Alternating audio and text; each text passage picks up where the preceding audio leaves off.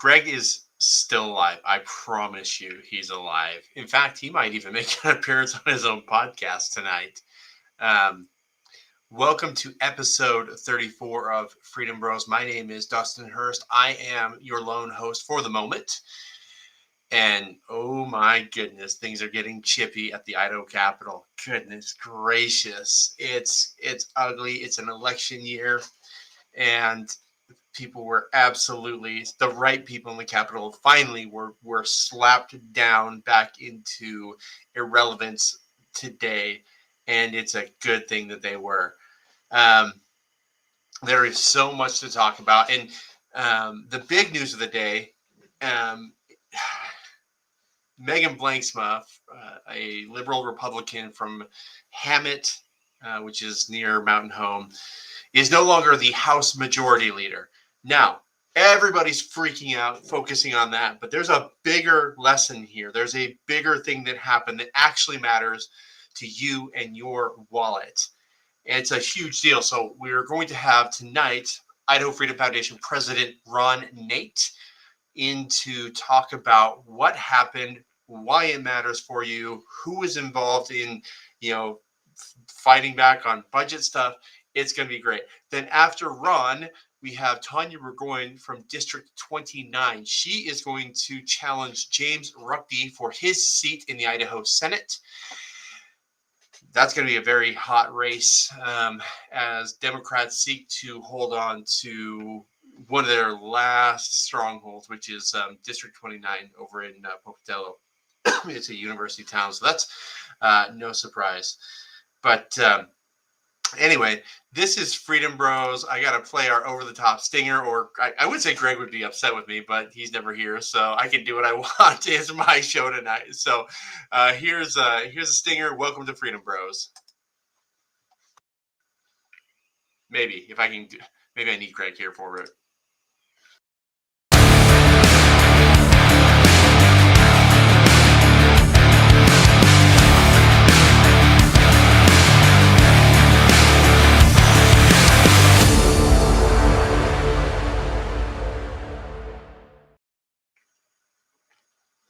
So often in the Capitol, conservatives just get beat down day in and day out. It's a thing. It's an actual thing. Because what happens is the establishment works with the works with the Democrats to box out conservatives. It's been happening for years, even though they claim it never happens. It's been happening time and time again. And if not, then it's the conservative or the Republican establishment like Brad Little working with the socialists. That's a thing that happened. It's real. It's real life. Today and this week, we have seen a conservative beatdown of the rhinos and the liberals. And that's not Megan Blanksman's ouster, although that's super duper important because she's she is a special interest darling who has never, I think, considered, the taxpayers' interest in her political career. She's a big spender. She's the worst, and she is no longer the House Majority Leader. Now, for those of you who aren't well versed in this, and I think most of you are, but the Majority Leader is a super powerful position, second only to the Speaker in the House, right? So the Speaker of the House now is Mike Moyle. It's his second year as Speaker. And Blanksman was in her second year as Majority Leader. Now, the Majority Leader runs the floor, can send bills to certain places with, in conjunction or in communication with her leadership team, et cetera, et cetera. The interesting thing is nobody knows exactly why Blanksma was ousted today. No one's saying anything, and I suspect that there will be no public expose on why Megan is no longer in her position. And if you're curious, the position right now is vacant. Sage Dixon, who's the assistant majority leader, he's retiring from the legislature. He is running the floor, not Blanksma, or at least he did today. So we're not sure. But while you're focusing on that, and I think Ron's almost ready. Maybe give me I see him in the studio. No, give me a thumbs up when you're ready, Ron. Okay, there we go. while everybody is fixated on that drama and making it into like a gender thing or whatever, there's something more important. And I'm going to bring on Ron Nate, the new IFF president, to talk about this. Hey, Ron, how you doing? Pretty good. How you doing, Dustin? I am so elated because last week I didn't think this was possible. I thought conservatives were just going to take another L and we were going to move on and we're going to lament about it on Twitter and then just move on to the next thing. But that's not what happened, right? That's not what happened. Yeah, we actually had some big wins this week, two of them. And one is the budget reform process. Looks like it's going to stick. And that's going to be great for all Idahoans. And something great for the legislature, which in turn will be great for all Idahoans, is how the Main Street Caucus got a beatdown this week. Okay. So there's so much in there, and I love that you just come out there and say it just like it is. So before we get into I love the Main Street beatdown part, but most importantly, what really affects the people that watch this show and listen to this show on Spotify or your favorite podcast platform is the budget reform. Now, it's hard. You're an economist. I love you. I'm going to say this with all the love in my heart. You're a nerd, right? You're a nerd. I'm a geek. You bet.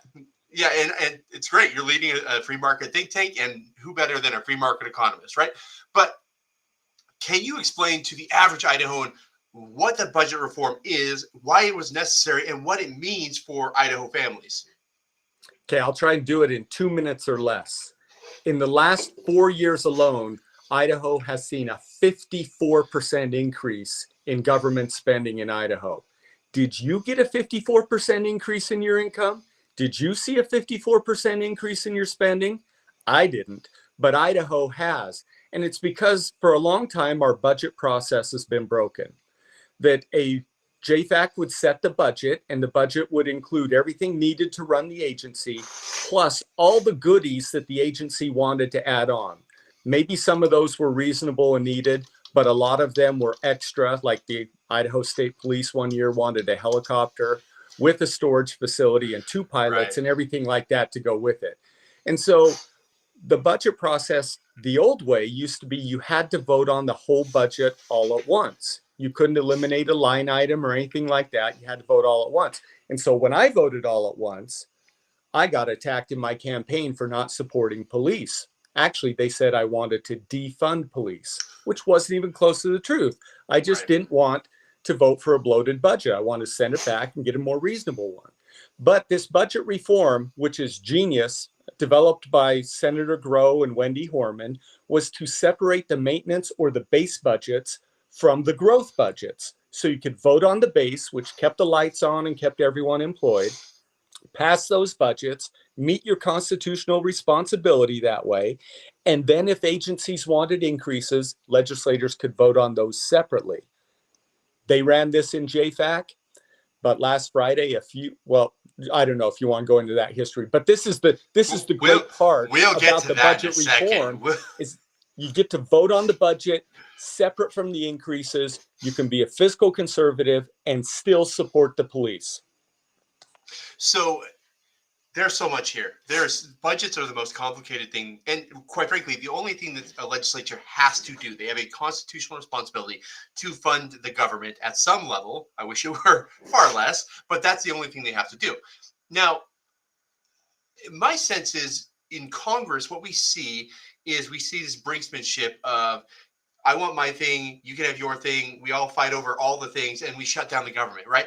My sense is, and you can tell me if this is right or wrong, this would help avoid some of the game playing, because if you pass budgets that can keep the government open, then you can have the real fights over, the other stuff and kind of reduce some of the tension. Does that make sense? Absolutely. Last year's budget was $13.9 billion in Idaho. The base budgets that they just passed out of JFAC last week, and 2 of them have already been approved in the House and Senate, was $12.1 billion. So that means there's another $1.5 to $2 billion to haggle over for the increases in the agencies. Isn't that interesting? The base budgets are $12 billion, but the increases they want are another $2 billion.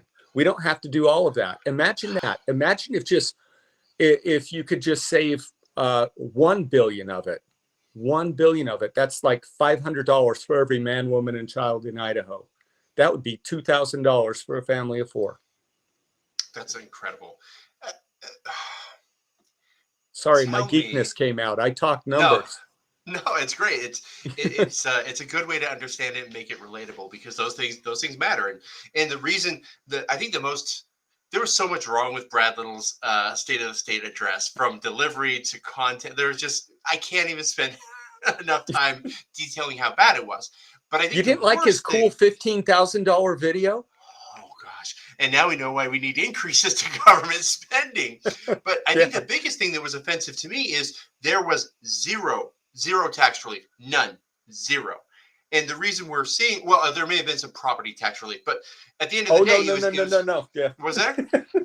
Well, I don't even know. Talked about facilities and easing up pressure on property taxes by paying for school facilities. Oh, that's What's he going to pay for it with? General funds. It's going to be a tax shift. It's just redistribution. That's all it is, right? It's moving things around. And I fell asleep in the middle of it, so I forget what actually happened. But and if I'm not correct, it's overspending that's keeping tax rates higher than they need to be. Is that right? That's right. If you slow government growth, if you reduce the spending, then government doesn't have the need for your tax dollars as much. In fact, during the COVID years and even years before that, we were running budget surpluses. You know what the government did? They did some historic tax cuts because of it. They also filled up the budget stabilization funds, the rainy day funds, and those are pretty much saturated. There's budgetary limitations on what you can do there. Yeah, and so they had to go to tax cuts. Oh, they had to go to tax cuts. And so if we can reduce the spending, then you get to keep your tax dollars. Now, I'll just tell you one thing, that a lot of legislators, especially leadership, says, I don't know if we can afford tax relief. I don't know if we have the money for tax relief. That is such a backwards way to view the state budget. Yeah. It's the taxpayers' dollars. The question you should ask is, can you afford the spending? Right. Because it's Idahoans who pay for it. Okay. Now, today we're taking a victory lap, because it is a huge victory. But I want to look forward on 2 items. And this was done because Senator Groh and Wendy Horman, who may not necessarily be really all freedom conservatives or whatever, but they have some really solid ideas. I will praise anybody when they have really good conservative ideas. This was a home run, absolute home run for those 2. Now, JFAC has typically been dominated by the worst of the worst Republicans. I mean, look at who's on there. Matt Bundy. There are lots of bad Republicans on there. Can this process be undone by really bad people like Matt Bundy? Well, that is the question, because we saw on these votes to upend the JFAC process, these rogue legislators, it was 9 Republicans and 3 Democrats colluding together to try and upend the process. So if we bring the line item budgets here under this new budget reform, they're still voting on increases. But if the JFAC is still comprised of mostly big spenders, it's going to be hard to get those reductions. I think, when I was in the legislature, if I ever went against procedure that the leadership had laid out, I'd be reprimanded or removed from my committee. There's probably room and need here to remove some of those committees who defy the procedure. Let's talk about the other part of this for just a second. Now, for this discussion, our long lost freedom bro is here. Hang on.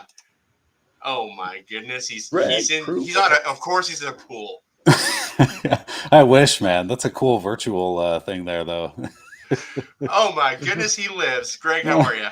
Good. Sorry to interrupt. Sorry, I'm a little late. It's been a wild evening, but yeah, as you can see, you can't see. I'm actually in my bedroom because my office is in my bedroom right now. so I have a virtual background to make you think that I'm cool. So yeah, way better than the cabana look is awesome. So good to you. Okay, back to it for just a second. This is amazing. So the Main Street Caucus and the Democrats were the ones who, and people say the uniparty doesn't exist. It absolutely exists, and it's alive and well here in Idaho. What the hell happened, Ron? Like you said, they got a beat down. What happened? Oh, yeah. Well, just to be clear, the Main Street Caucus are the left teamed up, I think, in response to the Idaho Freedom Caucus, who's just been rocking the legislature in the last couple years. So the Main Street Caucus, they're going to get together and do all this leftist stuff. Well, they find out they need to have Democrats to do that, so they collude with the Democrats regularly. It was clear that 9 leftist Republicans, call them Main Street Caucus folks, teamed up with the 3 Democrats on JFAC to try and undo budget reform. So they passed bills that were not the maintenance budget bills, but the combined bills again, which has been leading to huge budgets. Senate leadership apparently approved because they didn't reprimand any senators. In fact, they rewarded Senator Cook by doing everything they could to get his cell phone bill passed in state affairs the next legislative day. So we're going to talk about that too. And so we're going to talk about that too. So then it fell to the House. Are we going to ratify this hijacking of JFAC that this Main Street Caucus has done? Or are we going to back up the JFAC co-chair, Wendy Horman? They met in caucus for 3 straight days, actually 4 straight days. They kept meeting in caucus to figure this out and hash this out.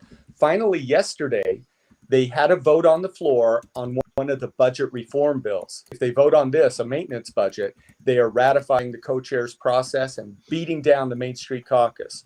Sure enough, 38-31, Main Street Caucus loses, Democrats lose, Idahoans win, Main Street Caucus, full beatdown. Okay, and so then it's left to the Senate. What are you going to do? You're going to bugger up this process? The House has put it on your lap now that we're going to go with budget reform. The Senate today finally voted 28-7, budget reform sticks. Main Street Caucus, beat down number 2. I'll let you set up beat down number 3. Oh, man. Wait, what's beat down number 3? I again, ADHD forgot. Okay, beat down number 3.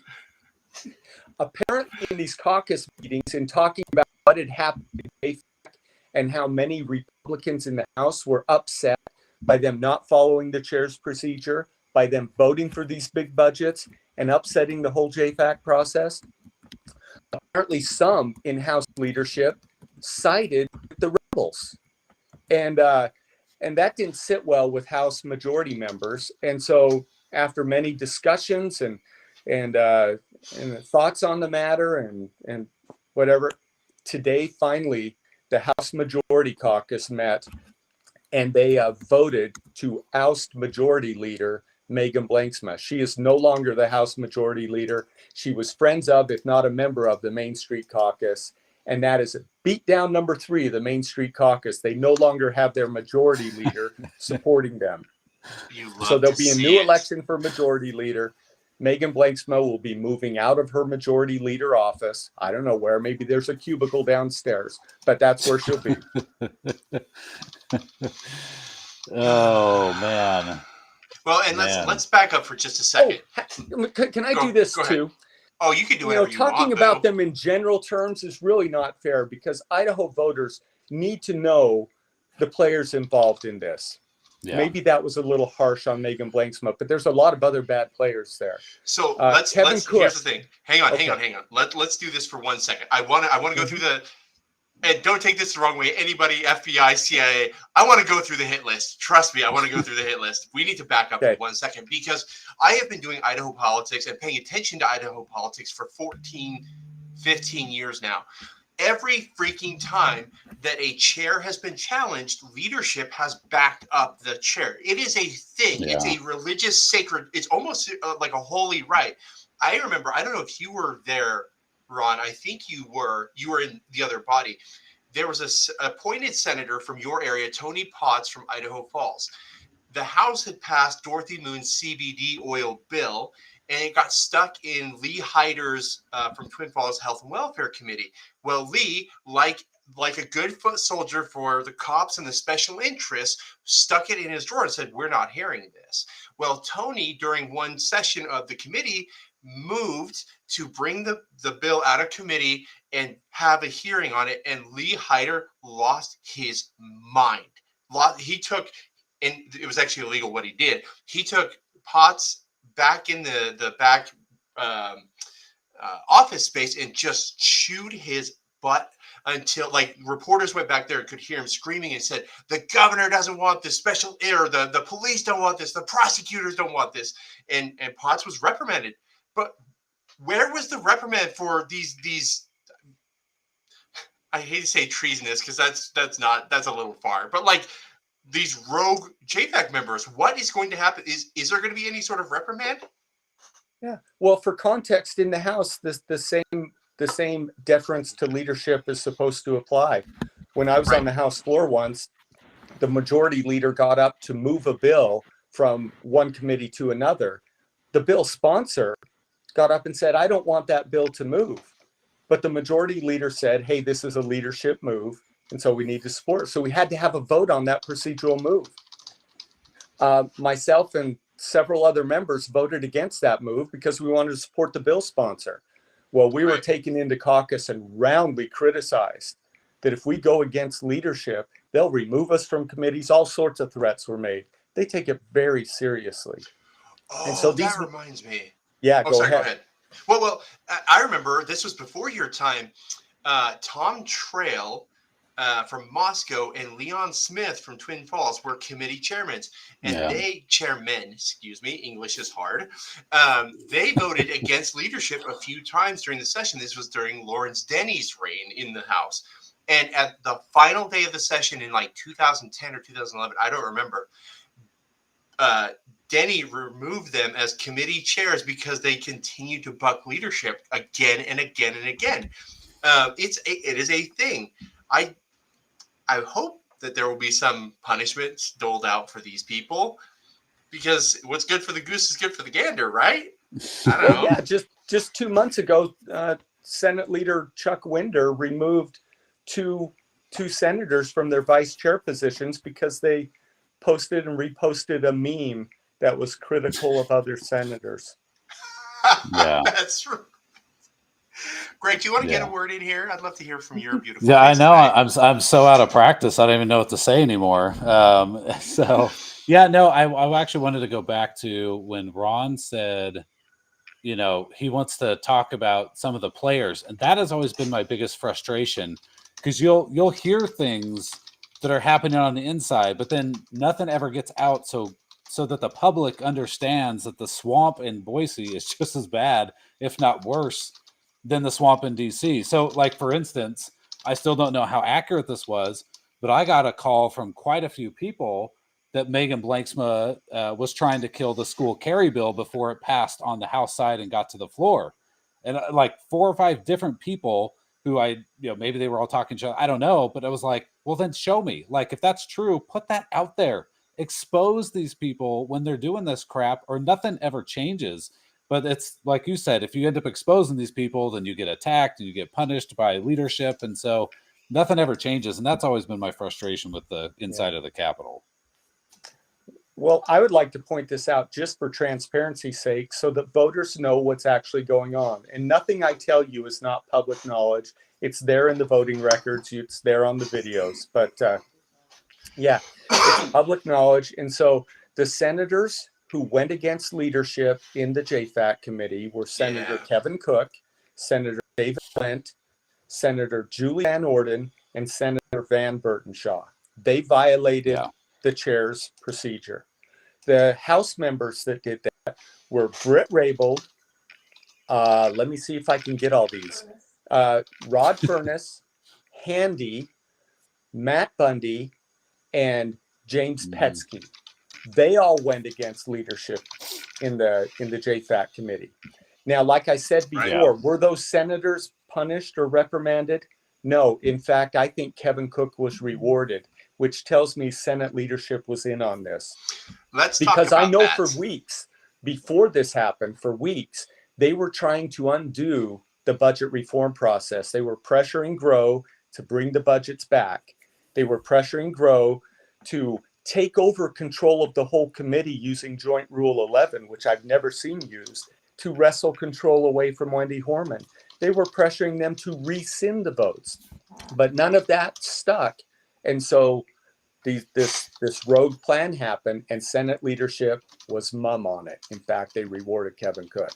House leadership, apparently they weren't happy. In fact, this hijack happened on a day when co-chair Horman was sick. She wasn't even in JFAC committee to defend the process to her fellow House members, which I don't know. It just, if they wanted to do that, maybe they should have just moved to adjourn until she came back. Been maybe the proper way. It was, had some semblance of respect, but no, they went ahead and so it wasn't clear, are they going to be punished or not? Well, we saw, it seemed like the first priority was, let's get this budget reform process solidified. So let's vote on the budget reform process. And they did by voting on the first bill on Wednesday. And then trying to hash out exactly what happened. Apparently they settled some things with House leadership by replacing the majority leader. Now, I think it falls on Speaker Moyle to decide what to do with the rebel JFAC members. Are they going to go unscathed? Are they going to be rewarded somehow for their behavior? I hope not. Or are they going to be reprimanded or punished? There is still the problem on JFAC that you have rebel members who don't like the process, who are going to vote to spend up your money at every turn. And so I think that, Representative Raybould is apparently one of the ringleaders in this. She ought to be removed. James Petsky made a lot of the motions too. Maybe he ought to be removed. But that's up to House leadership, and we'll see how it plays. But the House spoke strongly of Speaker Moyle today because they voted unanimously to retain him as Speaker. That's a big vote of confidence. And so we hope that he'll take that strength and do the right thing with JFAC as well. And I want to back up and take a different look at this, because Kevin Cook needs some scorn too. And for years, when I worked for IFF, I would always, I'd write Devo copy or comms copy or social media posts, and I would say, the uniparty is real, and establishment Republicans work with Democrats to box out conservatives. And everyone's like, that's you have your tinfoil hat on, Dustin. Okay, well, there was this rogue element on JFAC. Kevin Cook was part of that. I got a call. I was in Austin, Texas on Tuesday. I got a call from a friend, and he said, "Hey, Dustin." I said, "Hey, what's up?" He's like, "I know something, and I really want you to tweet it." And I was like, "Oh, okay." And this is a person I trust, right? And he said, "I can't tell you how I know this or whatever, but I'd heard it from other people. So I want it to be clear. This comes from a source that I trust in the Capitol, somebody I know very well who would never, ever steer me wrong." And it was verified by somebody else. Kevin Cook, this is unprecedented. And I'm going to tweet about it later. I just haven't had time. Kevin Cook was allowed, with the blessing of Senate leadership, to go from a Senate GOP caucus meeting, leave and join the Democrat caucus meeting to sell his cell phone porn bill to the Democrats. That is unprecedented. Has never, not that I know of, has never happened ever in the history of the Idaho Senate. Kevin Cook is caucusing with Democrats, guys. What the hell is going on in the Capitol, Ron? Yeah, I'll add an observation on top of that. I noticed that when Kevin Cook presented his cell phone filter bill this past Monday, not only did Senate leadership adamantly support him in it, in fact, to the point of being very disrespectful to testifiers, the Democrats who had never voted for it, both voted for it.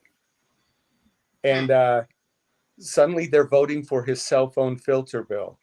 Well, either that day or the next day, Melissa Wintrow, one of those Democrats, presents her contraception bill that she wants force insurance companies to provide free contraception. And hers gets supported. And so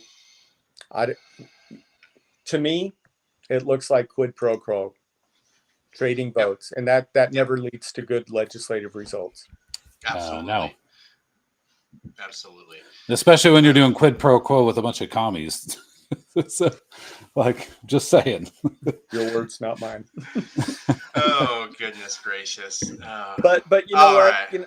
So just to put a pin in this, that the JFAC rebellion only happens if those rebels collude with the Democrats, because Yeah. that's what gives them the majority of the committee.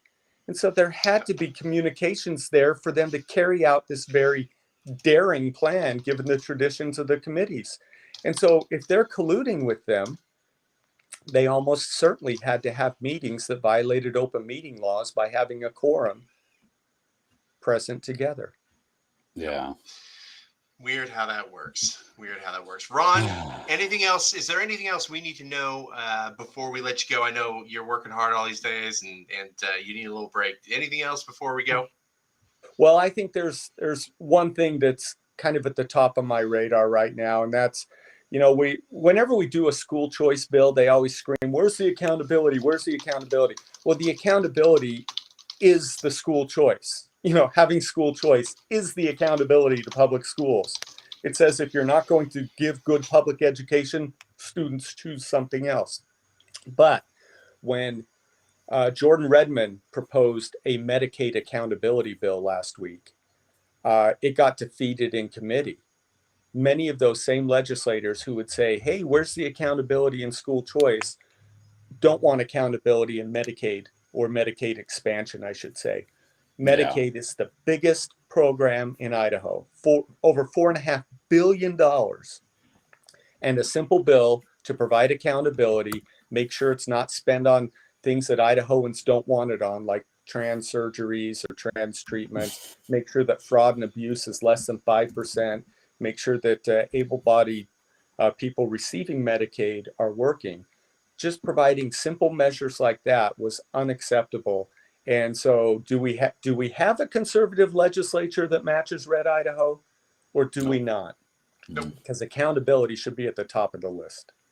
Yeah, it's and yet in about 8 weeks, lawmakers are going to hit the stump and they're going to say, "I'm for smart investments. I'm for common sense accountability." No, you're not. Quit lying to us. Yeah. When they qualify the word conservative, when they say I'm a common sense conservative, I'm a Main Street conservative, you might as well use the word that they're not a conservative. I don't know. Nope. Yeah. Ron Nate, IFF president, thank you so much for joining us tonight. Give your wife our best. I know she's right beside you, working hard and working hard to maintain freedom. We appreciate both of you. Yeah. Freedom Bros, you guys rock. Thank Thanks, you very man. much. Yeah. Thanks for coming on, brother. You See you, Ron. betcha. Bye.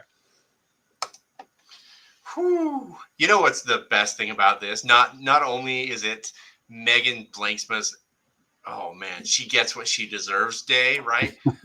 but for people like you and me, Greg, like this is a huge moment where we get to say, "We told you so." Yeah. We freaking told you so. Right? Yeah. We've been called every name in the book: conspiracy theorists, grifters, extremists, everything, for saying that Republicans and Democrats are in bed together. Yes. And look what happens. It's been an interesting day, man. So yes. There's more to that, but yes. yeah, more to that for sure. But yeah, no, it was when I heard that news, I was like, what? I mean, I had heard some rumblings, but the fact that it actually happened is like, okay. And then some idiots are like, there's a coup against Megan Blanksma. I'm like, yeah, but the guy at the top is Mike Moyle that she was trying to take out. She was leading the coup. She failed at trying to take out the top. Oh yeah. Right? That's how coups work, is when you're trying to take over like whoever is in power. Like, so that's not and if you fail, guess what? There's repercussions. Welcome to repercussions, Megan. What's the saying that we all passed around in our group chats today while we were going crazy about this? If you come at the king, you best not miss. And Megan Blanksma missed. Now, before we get to Tanya Burgoyne, I just want to put a punctuation point on this. Megan was not acting alone. And no. She was part of this. She was one of the ringleaders. There were 9, and I don't care about the Democrats. so much. They have Yeah, zero it's power. expected. They only have power when Republicans give them power. Correct. There were 6 Democrats who worked or excuse me, 6 Republicans who worked with Same Democrats thing. to do this. Yeah. Rod Freudian Furness slip. is a Democrat, right? It's just a fact of life. Voters, you have to hold them accountable. You have to. Matt Bundy should answer at every campaign stop he hits this spring, I guess it is. Rod Furness, James Petsky, Britt Raybould should absolutely answer every stop. Why did you work with Democrats to keep spending higher than it needs to be? Do not let them off the hook. Okay. Yeah. Greg, can you say some things? I'm on my pedestal right now, and I just No. I mean, it's honestly, I think, you know, you want to talk about I hate the sunshine laws. I really do. I think they're a joke. If we want to do real sunshine, we shine the light on what's happening inside the Capitol. No more of this. Let's go to a caucus meeting and pretend to be Republicans, and then go out in public and pretend to be like. Blow it all. Okay, metaphorically speaking, blow it all up, right? Let it all out. Expose all these people on the inside who are doing this for years. So, for instance, like we were running constitutional carry back in 2015. Chairman Lurcher, he was actually supportive of the bill. That was the funny thing. And then word came down from like Begke and others, like, "Oh, you're not doing that, right?" And then all of a sudden it was, it's there's a problem with the wording of the bill, and right, they come up with their laundry list. I'm like, well, Chairman Lurcher, if you're not going to expose Begke as the culprit behind this, as him as the speaker, then guess what? I have no choice but to tell the gun owners it's your fault because you're the chairman, and you could just as easily make the decision to do the right thing. And so, it's again, we've talked about this how many times: power, money, prestige, sex for some of them. Ugh. Anyway, so you had to go there. You had to go there. Is that not the truth? Is that not the truth, though? You know what that place is, man. I mean, so again, temptation, evil. That place is very, very corrupt, and it corrupts 100%. Really good people if you're not very strong going into that place. And so, anyway, including a former freedom-loving senator who voted to regulate insurance companies and force them to pay for contraception this week.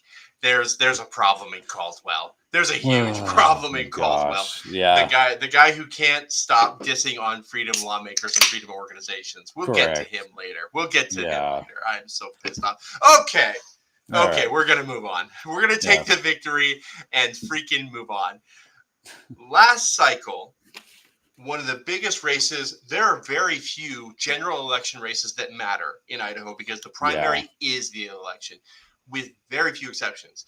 The one race that I was very involved with my PAC and other people was James Ruchti versus David Worley in District 29. Ruchti is a far left Democrat, a radical abortion-loving Democrat. Let's get that out of the way. Worley was a military man, a good LDS guy, and like super, like not just like goes to church, but like actually like is a good Mormon guy. Just really good values. He came up like what 500 to 1,000 votes short or something like close. that. Yeah, it was close. It wasn't as close. Not as close as Jake Stevens, who lost by 100, but whatever. This time, Tanya Burgoyne, Pocatello, I believe, we'll get her full story here in a second, is going to go right back at James Ruchti. So let's talk to Tanya, bring her on. Hey, Tanya, how you doing? I'm doing good. All right. Good. After hearing all of that's being offered, I'm wondering. That sounds pretty. I have to be intense about this, right? Well, you better. Well, here's the thing. I was on the phone. Sorry, go ahead, Greg. Yeah, no, I mean, so honestly, Tanya, I've never met you. I don't know anything about you. I know Dustin has been talking to you. I've been knee deep in gun stuff for the last month and a half, but I've talked to candidates and they're like, "Hey, I'm being recruited to go run at the Capitol," and you know, because there are people in our sphere, and Dustin knows this. They're like, "Oh yeah, just run. Don't even worry about anything else. Just run because there is a dirtbag in the seat currently," and I understand that. But I'm not that way. I'm much more like, hey, if you don't have a very strong spirit, if you're not attuned to God, I mean, it is very, very easy to get corrupted in that place. And so, and if you're somebody with kids at home, and then you're going to travel, if you're in Pocatello, I live in Rigby, you're traveling to the capital all the time, and that's time away from your family. I mean, so there's a lot that really does go into it, more than just I'm running because this guy's a dirtbag. So anyway, that's my spiel that I give every candidate. It's a good spiel. Now, Yeah. but let me be clear. I was talking to Tanya earlier today. She mentioned just casually that she is I think a homeschool mom of 9 kids. Like if she doesn't have a steel spine, nobody has a steel spine. Tanya, Yeah. tell us a little bit about your story, and why you're running for office.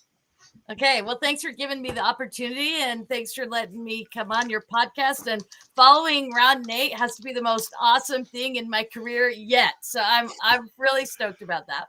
So I appreciate that he was here. That was really fun. I don't know if you guys have heard the story of David and Goliath, but Goliath is this big, scary guy, and David comes out of nowhere and blindsides Goliath with his, David stops, picks up 5 stones. He only needs 1, and Goliath is knocked out. I am the David of Pocatello. So that's who I am.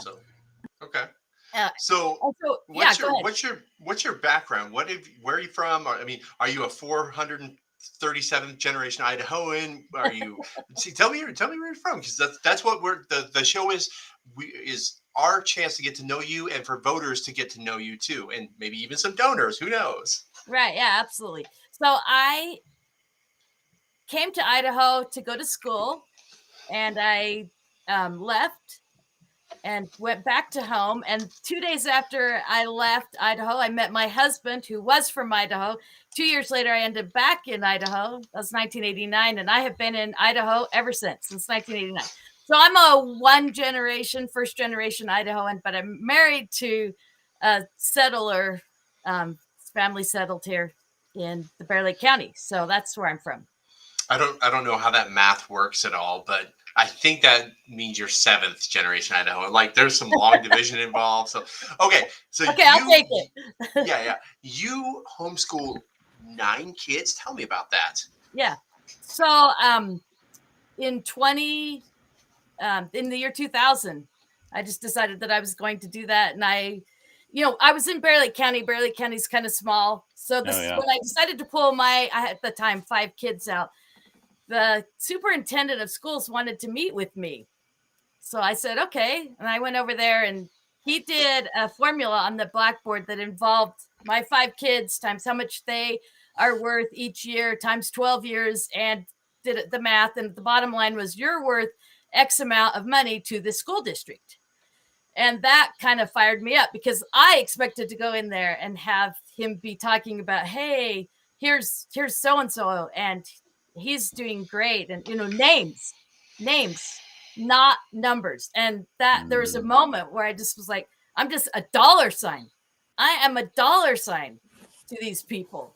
And that was the checkout point for me. So I left, and I found my freedom. I didn't realize I'd given away my freedom, but being in a public school system, you're not free, because you're subject to their schedules.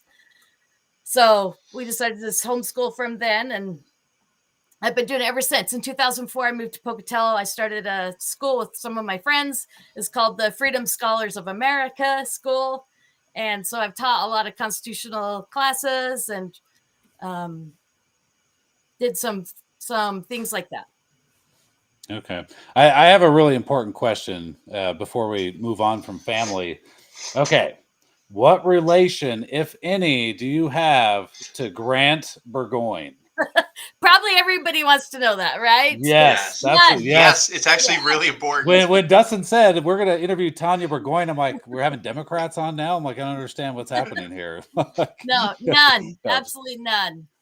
None. Okay. We share the same last name. That is true. That's where the relationship ends. Yeah, it's fine. I mean, if you're after like third cousins, I think it's fine. I mean, you're probably related at some point down the road, but I'm just it's family math. And that's not a very common last name, and I do know some of them that are further generations off, and I have never heard that we're related to him. Oh, okay. Well, that's, and also, too, just by way of information, that is my husband's last name. So I'm not related at all. Oh, so your husband's the liberal. Okay, got it. No, there we go. Yeah. She's dumping. She's the fall guy in all of this. Nice work.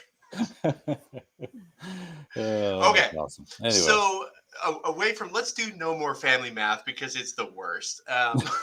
But why are you running for office? Because you need to know, like, in your heart, and you have to have that fire in your belly, why this matters to you, or you're not going to do it well. Why are you running for office? Yeah, actually, I've already experienced that, strangely. But yeah, absolutely, you do need to know. And I will tell you why I'm running. So like I said, I started a school in 2004, and I spent a lot of years teaching about the Constitution. And in 2020 comes along with COVID, and the government tried to tell me that I had to stay home. Well, since I knew my rights, I knew I had the right to assemble. Like, that's my basic guaranteed right. And it's not guaranteed me by the government. It is guaranteed to me by God. And it's the government's job to protect that right for me. And they failed miserably. I don't know if I'm yelling. I'm sorry if I'm yelling. They failed. Welcome to the club. So they failed miserably at that. And I just felt like I just became a keyboard warrior. I was posting stuff every day. Like, we do not need to do this. I'm going to the store. I'm going shopping. Tanya Burgoyne, I am essential. And I don't care about the rest of you, but I am. And so just went and did my thing. And I have a group of women that I met with, and we went to the park. We could have been Sarah Brady, but the police didn't drive by where we were at. But we're just like, we're not doing this. We're not going to lock down. We're not going to sit at home, not doing any of that, because the government does not have the right to tell me to do that. And so anyway, I got fired up in 2020, and I realized that the people in my area didn't feel the same way. So I just said, if they're not going to stand up for me, that's fine. I am going to stand up for me, and I'm going to stand up for the rest of you too. And during that time when I was posting all this stuff on Facebook, I probably every single day had people come up to me and say something like, "Oh, I'm so glad you're posting this stuff. I don't dare do it, or I can't do it. My job won't allow me, but I'm so grateful that you are." And that just told me where people were at, that they didn't want to do it either, but they were afraid to stand up for what really mattered. But I was not. That's awesome. Did you get the word? You should have got the word essential, like, tattooed right here. Just like been super gangster with it. I'm not really into tattoos, so that wouldn't really work. But okay, fine. But I don't a bad idea anyway. Because it's inherent in my being. I am essential. Nice work there. Nice work there. Someone's been working on her messaging. So no, this comes out. This is just me. This is the real deal. And I'm sure I had some of my kids watch. I'm sure they're like, "Oh, she's on her soapbox about COVID." So is there, in switching to kind of your opponent, is there specific issues? I mean, it's a little bit easier because of the party issue, but were there any specific issues that were like that vote in particular, outside of COVID, specific issues that were driving you also to want to run? Yeah. Well, like you said, I have a lot of options, right? Some of them, the Idaho launch thing, like, we're going to pass our job training onto a college, which if you know, I feel like if you know anything about how the free market works, the college is always behind the market. The market is where you get the best training. You really want to learn, you go out and apprentice. That's how you really learn. And so for them to pass on their job training, though, that means that not only are we going to pay a lot of money, I think it's $25 million to train your kids. They're not even going to be where they need to be. It's like 85 million. Okay, 85 million. I didn't want to exaggerate. Yeah, it's ridiculous. And where does that $85 million come from? It comes from me. Yeah. Not all of it, but every single one of us are paying for this 85 million. Well, and I was on with who was I on with last night? The big guy with the amazing beard. What is his name? I don't even. Thank you. James Lamboard. Lamborn, that's right. Yeah. And we made the point that like so many people, especially here in Idaho, where we're not like super generational wealthy, we don't have trust funds, we don't have this, that, and the other. So many of us paid for college either out of pocket, we paid off our student loans, we worked through college, we did whatever we had to do to scrap and get college done. Some of us joined. I think Greg, you joined the military, and that helped to pay for some of your college. Maybe all of it. I don't know. I don't know you that well, but we sacrificed because we see the value, or what was the value of a college education. But now you're just taking money from you and Greg and me and giving it to spoiled little brats who get it for free now. Not a good plan. Absolutely. You know what I did? I sliced bread for 2 hours a day and then had to go to class. That's how I got through. Was it sourdough? No, it was just the college bakery. But and that wasn't enough to get me through, but it was a sacrifice. Right. And my dad always told stories about how he counted beans. Like we sacrificed for our degree. Nobody paved the way for us. Yeah.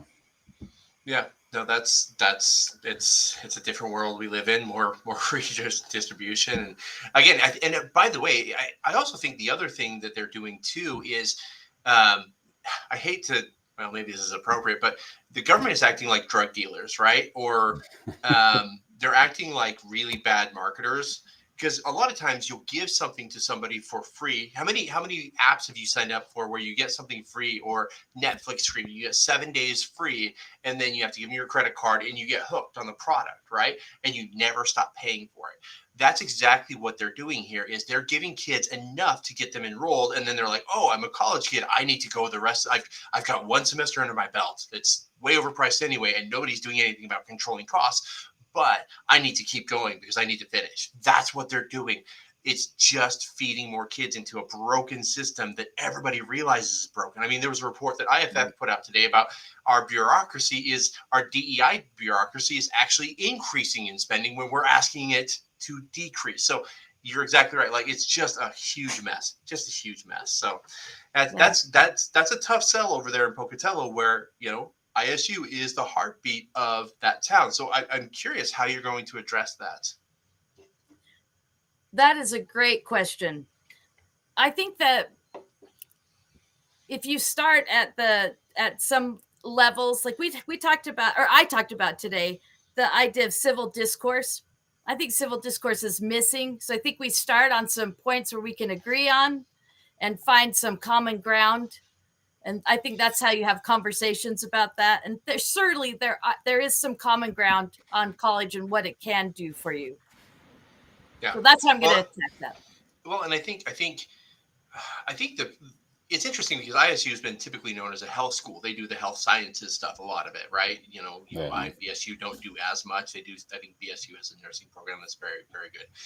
But I think we can all agree, you don't want your doctor to be woke and ration care to give minorities care over white people because of reparations or whatever. Like, we just want to train good doctors and nurses and radiologists and stuff like that. So I think that's where the message kind of gets across, is just train good people and let the rest go. Anyway, Greg, I know you have a gun question because you're the gun guy. You've got to ask the question. Have to ask it. Always. Well, I guess we'll jump into the hot topic of the session then. So right now, and I don't know if you've been following it, you don't have to necessarily talk about this bill specifically, but the concept.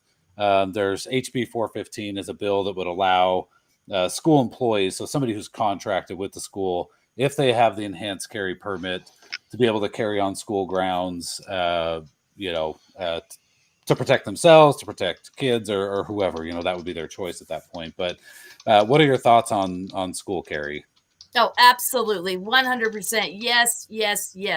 I think it was Christy Zitto refer to those areas as soft targets. And that's exactly what they are. That's exactly why they're being targeted, because that you go into an area and nobody has a gun, that's going to be a problem. But you go into an area and you think, who's going to have a gun? I don't know who's going to have a gun. That is going to be a deterrent for sure. Yeah. Yeah. Okay. So I'm right there. Yeah, absolutely. And no red flag laws while we're at it. Yes, that's a good one. That one was always back at when red flag laws were fairly new. It was a lot of people like, I don't know what that is. Maybe that kind of sounds good. And now that everybody kind of understands what they really are, they're like, heck no. Like, yeah, absolutely. Nothing to Because do with them. So. think of me. Okay, let's just say that the government decides that homeschooling is radical and you shouldn't be doing it. And you are not only radical, but you are mentally ill. And therefore, you do not deserve to carry a gun. The government is going to take away your right to carry a gun because you're mentally ill. Should Correct. never give that kind of power to anybody. Yeah. Okay. 100%. And I think the other scenario too that is often used, and Greg, correct me if I'm wrong, but I mean, imagine if you have a messy divorce and the ex-wife says, "Oh, he was abusive. You need to take his guns away." And then they'll go. And then, there was one politician who said, I like to take the guns first and go through due process second, right? That's a thing that some politicians in some parties believe. And due process can take years and years and years. Greg knows what I'm doing here. Brian Ullman does too, by the way. But due process matters a lot. Your rights, as you pointed out, Tanya, correctly, are so important. That you have to go through due process. Do I think actual mental ill people who are dangerous? There's Brian Ullman. Do I think like dangerous, unstable, mentally ill people should have guns? No, but as we've seen, when you give, oh my gosh, I hate you. When you give the government a power, it will absolutely abuse it, as we saw with your experiences with COVID. Okay, I want to move on from guns. Hey, gun guy, can we move on from guns? Whoa! I haven't been on in 3 shows. I get like 4 gun questions. Okay, go ahead. I'm so honored. I get both the Freedom Bros on. Yeah, exactly. We can move on from guns. In fact, I had another. Where are you at on the ranked choice voting ballot initiative? No, that deal. No, right, that works. That was easy. Oh, for those who aren't aware, IFF did a capital clarity with Dorothy Moon and a former Texas state auditor. His name's Chad Ennis. You should go watch it on the IFF Facebook page. I think it's on there. I'm pretty sure it's on there. But ranked choice voting is a bad deal. It's supported by all the worst people. Okay, so that was good. Ranked choice voting, bad. That was a good answer. I wish all politicians talked like that. Okay, let's talk tax policy. Taxes are too high in Idaho. Still too high. I mean, they're lower than other places, but we can do so much better. If you are elected, what's your tax plan? What would you like to see done with our tax code? Oh, that's a great question. Our property taxes are way out of control. Yeah. Our grocery tax way too high. In fact, I was talking to my daughter who lives in an undisclosed location, but she said, "You guys have a property or you have a grocery tax? We don't even have a grocery tax." I know where she lives then, because state is the worst, and they have it. They have this figured out. That's why I said it's undisclosed. But anyway, nice. I love her. She's amazing. But so if we had, I think there's a lot of things that we could do to cut those things down. I think we could start by cutting down our spending in some other areas so that we could we wouldn't feel the need to tax so much over here in the grocery area. So one of the things I think, wouldn't it be awesome? Like it's unconstitutional to have your house taxed. I feel that's unconstitutional. Property tax, unconstitutional. Wouldn't it be awesome if we could just say we're not going to have, after 70, no property tax? You would be guaranteed you could keep your home. I think that's such a great idea for older people, because older people are at great risk in our country right now. So that's one way we could take care of them. So. I would point out, I'm going to be that guy for just a second. Okay, Idaho has a constitutional provision that says taxation must be uniform, right? And I think that's a good policy. I understand the point that you're trying to make, which is they have paid so much into society that maybe it's time for us to give them some relief. And I fully understand that. However, it's just like if you wanted to give a tax break to Latinos or Black people or women who have blonde hair and whatever. You can't do that. You can't pick and choose with your tax policy. You have to go by classes and certain things. So there are other solutions, and I think going after property tax relief for everybody is absolutely notable and worthy. So just want to be okay. No, you're right. I can see where you're coming from. That's a good point. Yeah. Okay. What else do you want to do? There's so many problems. There's so many opportunities in the legislature. What else would you like to do if elected? Well, of course, we have so many government programs right now. We have Medicaid expansion. We have I'm drawing a blank. We already talked about the Idaho launch, so I think I'd do some of those things. I think it's really the family is under attack. I love what Julianne Young has done to strengthen the family. I'd like to see some of those things brought forward again, and more of those, because I think keeping the family as the central unit of society is really vital to a healthy country and a healthy Idaho. So that's something. My sense is that you support this. This is one of the other hot topics that we're not going to see really this year. But my sense is you support education choice and the money following the kids. Is that true? And if so, what would that look like to you if you were to implement something like that? Yeah, absolutely, education choice, because a lot of people get nervous about this, but they don't really have to, because the American way, I guess I would say, is based on competition, right?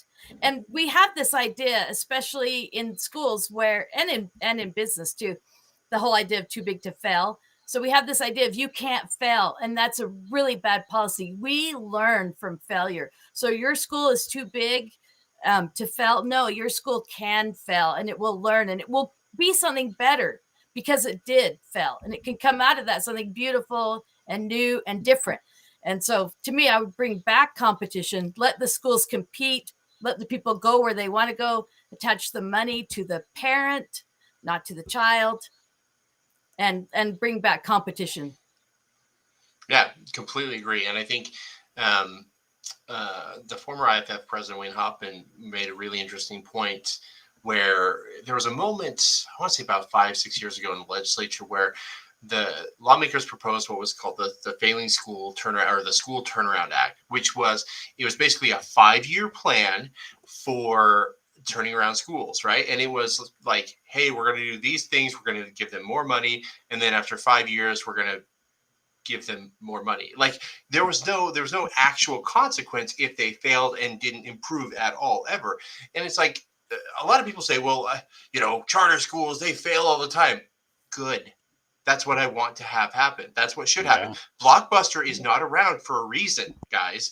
The same people who want public schools to remain open and functional the way they are, would still be going to Blockbuster, right? Yeah. which that's where we get competition, breeds that entrepreneurial spirit and breeds invention. So we would have all kinds of amazing things come out of that. We really would, and we'd have better students coming out of that. And that's the other argument against school choice is the socialists and Brad Little say, well, we have school choice deserts, right? There's no school choice program within 300 miles of these rural Idaho kids. Yeah, that's what monopolies are. You have a monopoly on education, you dummy. That's the point. Let people innovate. I know a kid or a guy in Rigby who was a former mayor of Rigby who for $10,000 a kid, he gives a kid I think it's 14 kids, gives them a full year of education. And he's really smart, like really smart. Like he's probably read all the books behind you and knows them by heart, right? And then he takes them on a trip for another $500 or something. It's crazy what you can do when you're not paying all the overhead, when you think things, when you're not, I don't know, there's just so much possibility. And that's the most frustrating thing out of all of this is there is so much opportunity and we are squandering it, right? Yeah, absolutely. Absolutely. Anyway. Okay. It's getting past my bedtime, guys. Tanya, as a favor to you, you've done a favor to us by coming on the show, and I have to give the disclaimer. Excuse me, Senator Ruchti, you're welcome on our show to give us your liberal pitch at any time. We would love to have a Democrat because it'd be fun. We've never done it. Yeah. So, and if any of the Democrats like Rod Furness or James Petsky or Britt Raybould, who did the coup, want to come on, feel free. But we always want to have this show open for everybody. So done with the disclaimer, Tanya, tell people where they can learn more about you, your platform, your candidacy, support you, et cetera, et cetera. Give us the pitch. Okay. Well, thank you. I talked about David at the beginning, and I'm the David of Pocatello. So he's different, right? He was very different. He wasn't the Army guy. I also am very different. So I'm not doing things the normal, usual way that everybody else has done them. So you can Venmo me. You can send a check to my house. So that just to my name. And if you want that information, we can get that to you. But I'm not going to do a website. I don't know if they're cost effective, really. I have a really great person helping me with my campaign, John Crowder. He's absolutely amazing. And he's given me a lot of advice that I really appreciate. And I'm not saying he didn't say to do a website, but I don't have a ton of money. So if anybody's watching this, they want to sponsor a website for me, that would be fabulous. And then I would have a website. Right. What about, are you doing social media? Yeah, I'm all over social media. I have an Instagram account, Facebook account. Yeah, absolutely. Come follow me there. I'd love it. Be great. Very good. Okay. Well, I put your Twitter handle in there. So yeah, you guys could reach out to her on Twitter and then get in contact with Tanya and ask her more questions or whatever. Yeah. So, Absolutely. okay. Very good. Cool. Tanya, thank you so much for your time tonight. No, thanks for having me on. I appreciate it. It's very fun. Appreciate you. Bye-bye. Bye-bye.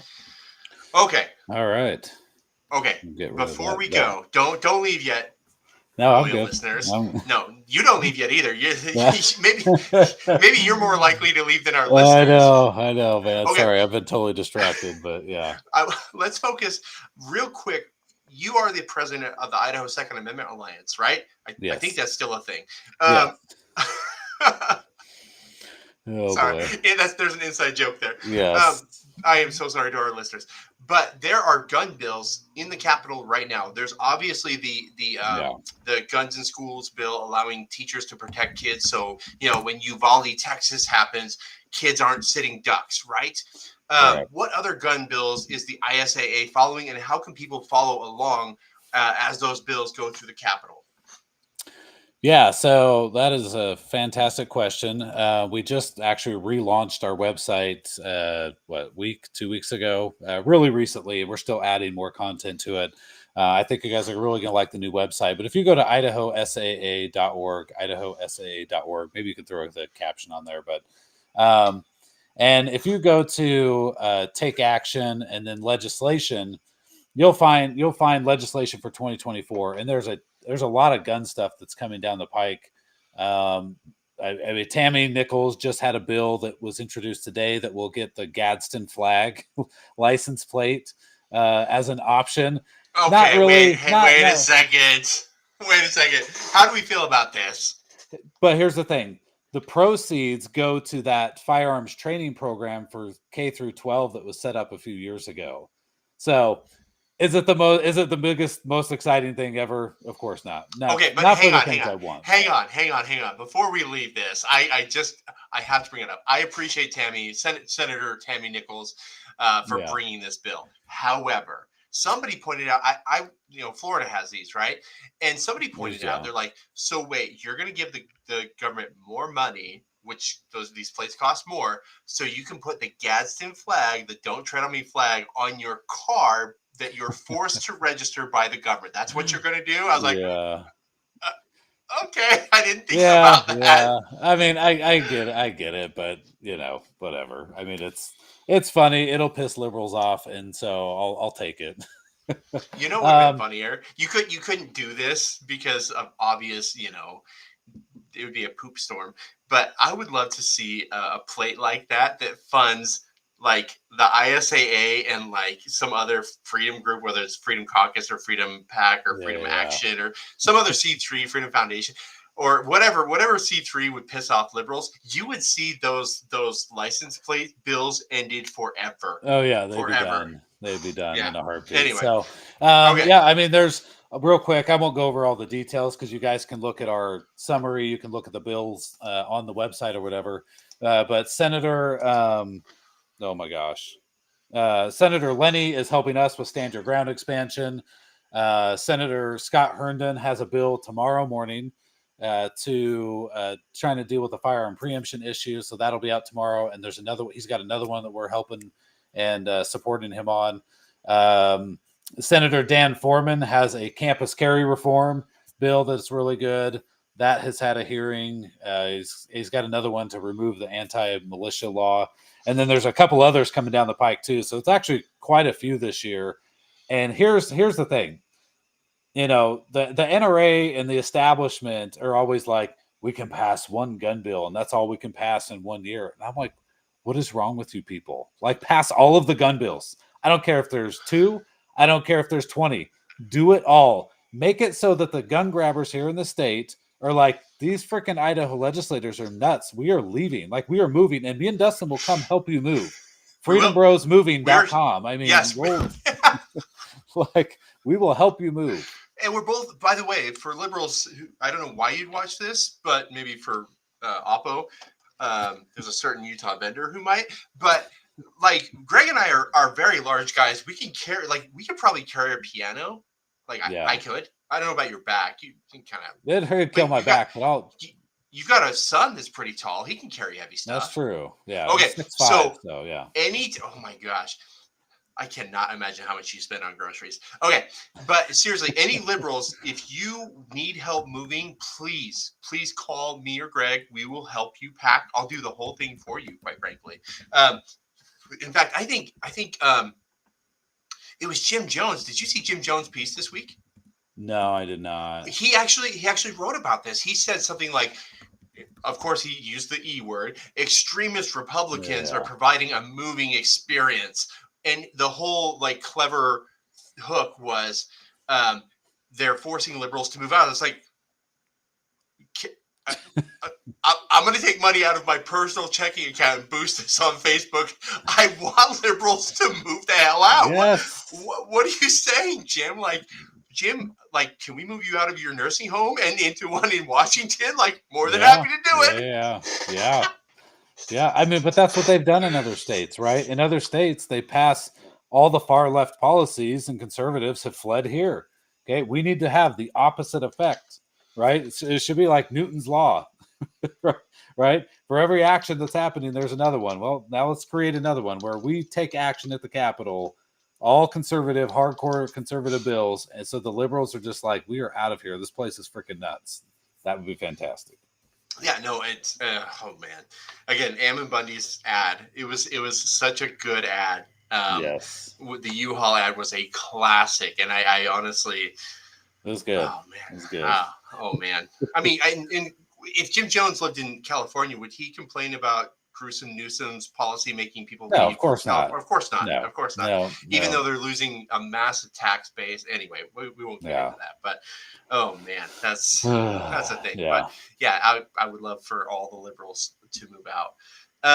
What else is going on? Do you have any other? I mean, like I said, I feel like we haven't talked on the podcast in weeks. So what else is going on, Greg? Yeah, it's been a hot minute, man. Yeah, I mean, we've relaunched the ISA. We're making it bigger and badder and better. I think everybody's going to really love all the work that we are doing, and that's why I've been kind of gone. And the very little free time I have, I am with trying to spend some time with my family as much as I can. Hopefully, by the way, this whole virtual background, it's really annoying. If you didn't see that like flickering crap around me, it wouldn't be that bad. But March 1st, I'll actually be moving into a different location so I can stop doing work from my house and being annoyed by my kids all the time. So your life is about to get a million times better. My boss graciously pays for this space so I can have sanity, dude. I don't know how you do it. I have no idea. Yeah, I don't either. But yeah, I'm good, man. Good. I'm excited. It's a big year. I keep thinking about this ranked choice voting fight. Yes. I mean, that is the fight of the freaking decade, I mean, Yes. we can't underestimate how important that is. Yeah. And I think, my concern, and you and I have been talking about this for months. We had a project in the works, and then things just kind of went sideways because of other projects that we're working on. I wish we could clone you and me, and actually. Yeah. Anyway, but I am very concerned about ranked choice voting because I used to write in fundraising letters that if we didn't solve education in Idaho, and I still believe this, I didn't write stuff I didn't believe, but if you don't solve education, you're going to have a generation of woke social justice warriors coming out of government schools. You're already seeing it. And the country's going to go increasingly left. And all the victories we win today are going to be lost in 10 years because we didn't do our jobs, right? Yeah. This is that, but way more urgent, more urgent, because it is.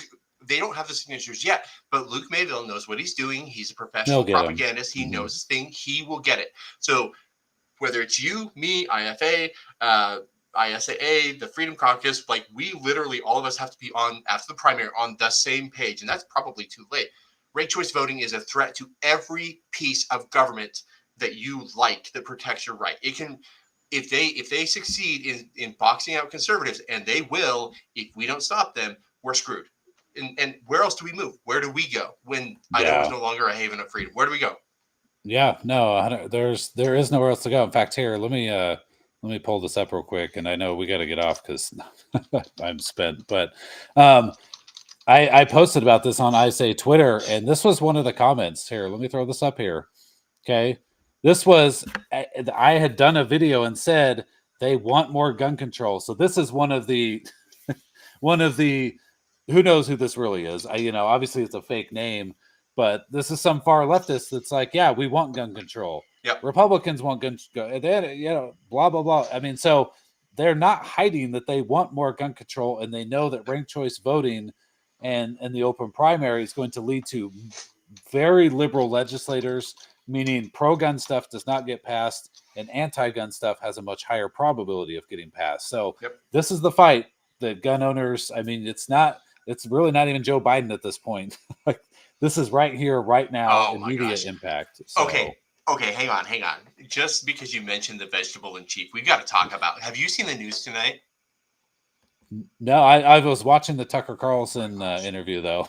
I don't know who that is. Tucker Carlson and I'm kidding. Oh, I'm kidding. No, did you see the interview though that came out with Putin? No. Oh, okay. No, we can talk about that later. By the way, I am really angry that you and I did not review Tom McDonald's song. I know. We are the worst podcast hosts in the entire world. Okay. Last point, and then we really do need to wrap up. But apparently, so they were doing the legal filings and stuff for the Joe Biden investigation into his having illegal or classified documents in his garage next to his Camaro or Corvette or whatever it was, right? He did it. He admitted it. Basically, they're not going to charge him. And do you know why? Dude, you have to go read it. Basically, the attorneys were like, Joe Biden is too senile to be on the stand and to be in a trial. I'm not joking you. They said it way more artfully than I did, but I was stunned that somebody wrote that. And I put on my tinfoil hat for a second. I'm like, wait a second, is this the opening they need to go and put Gruesome Newsom on the ballot? But either way, our president is too senile to go through a trial, dude. Yeah. Wow. I'm curious now. I'm gonna have to go read that. That's crazy. Oh my gosh. It's nuts. It's all over. I think I retweeted it like 400 times. Go read it. It's insane. It's unbelievable. So wow. Crazy. Oh man. Well, yeah, other than that, I'm good, man. And hopefully in March when I have an office and the things are a little more settled down, if that's ever a thing during election year. But get back into a little bit more of a rhythm, you and I, on the podcast. So. Oh, absolutely. For our loyal listeners, there are a number of you still here. Thank you so much for tuning in. It's so cool to do this show. Greg and I have been talking about the future of the show, and there's some things we want to change out. But at the end of the day, like, it's super cool to get together with all of you and to take questions if you have them, or do whatever. Like, this is actually kind of a therapy session for me and Greg, I think, because we work on projects all the time, and it's so good to just be able to talk with people and stuff like that. On that note, if there's somebody you want us to have on, we're trying to get all the candidates on. I don't know who we have. I don't think we have anybody lined up for next week. I want to talk to Brett Skidmore. We need to talk about his facial hair first. But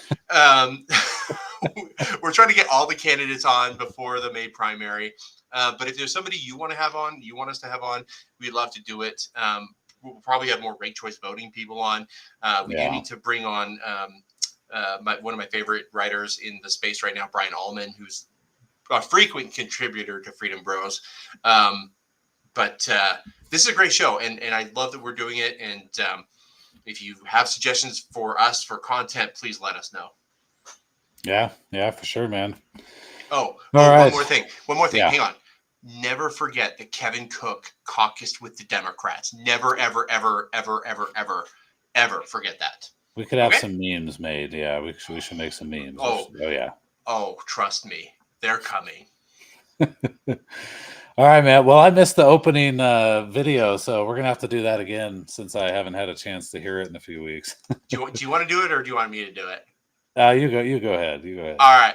Hey, thanks you for everybody. Watching Freedom Bros. This is episode 34. We'll see you next Thursday night. And here comes the amazing, awesome stinger. See y'all.